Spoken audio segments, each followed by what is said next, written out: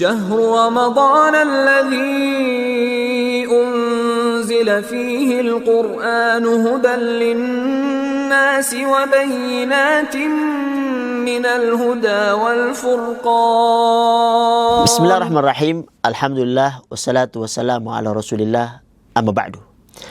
Muraqabatullah adalah keyakinan seorang hamba akan pengawasan Allah Subhanahu wa taala dari setiap tindak tanduknya, dari setiap perilakunya, baik lahir maupun batin.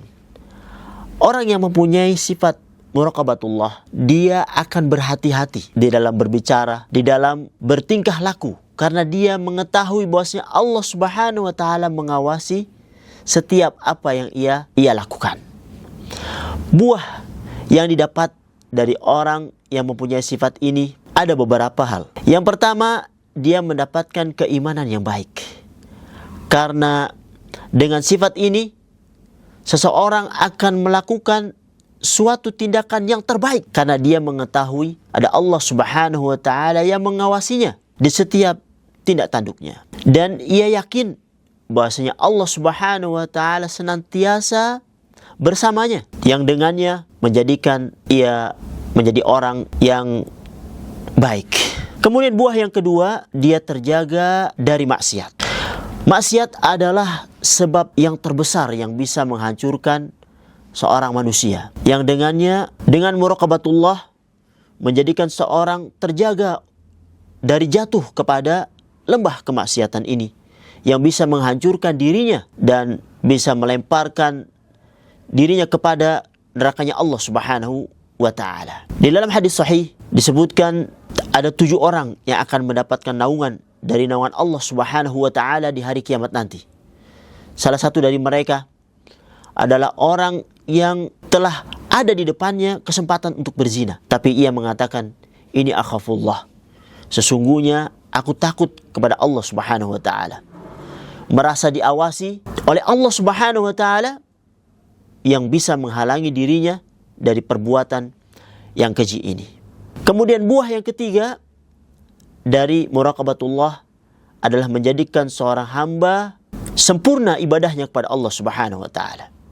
Kita diciptakan di dunia ini untuk menyembah Allah Subhanahu wa ta'ala. Wa ma khalaqtul jinna wal insa illa liya'budun.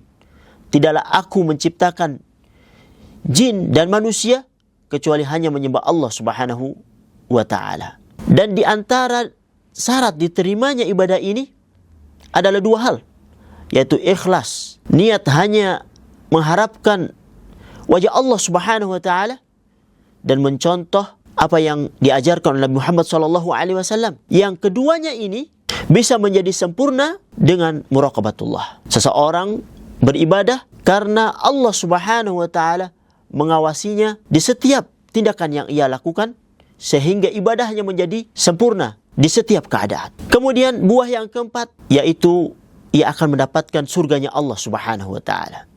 Allah Subhanahu wa ta'ala berfirman, innal ladzina yakhshawna rabbahum bil ghaibi lahum maghfiratu wa ajrun karim. Sesungguhnya orang-orang yang takut kepada Tuhannya yang tidak tampak, mereka akan memperoleh ampunan dan juga pahala yang besar.